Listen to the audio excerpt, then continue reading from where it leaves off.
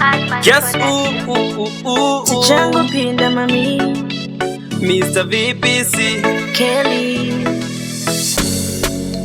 Baby, when is something I'm telling you? When is it? She wanted to tell you I wanted to be serious. I want to tell you. Choose between me and alcohol. Unondidere baby, why you sing I'm going to fungira.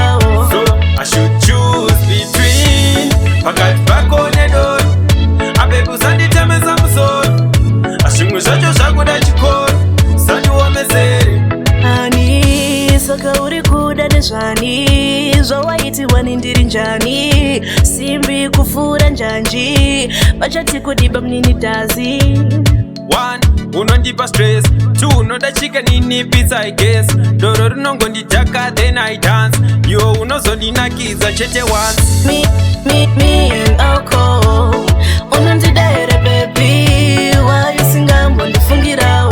So I should choose between Pakati pako nedo Abebu sandi teme za msoro Ashungu shacho shaku da chikoro Usandi wamezere nakambo vana tsitsi Akati deura pleki lepo ndo pandaka musiya hapa yoya Wakudandisiye zvese malimitsi gara wamaziva Saka beta tisiyane Iwe neni tirambane Anti wachuza doro Kazviona rako choose between me and alcohol Unondidere baby Why you sing I'm going to fungira.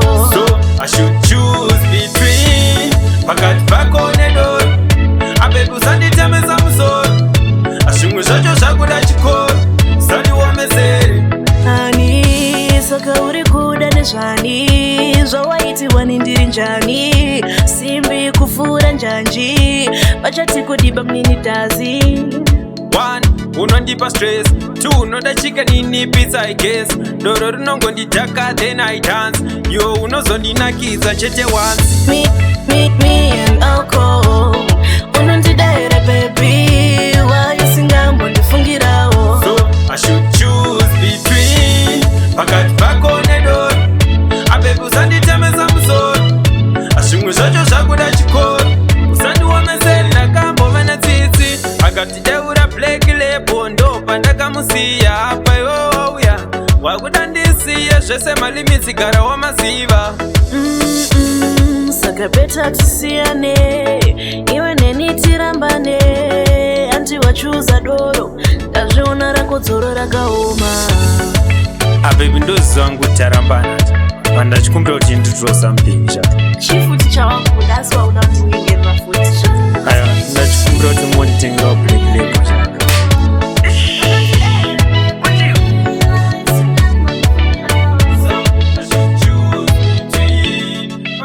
Hardman production. Abebu sandi teme za msoro Ashungu shacho shaku da chikoro Sandi wamezere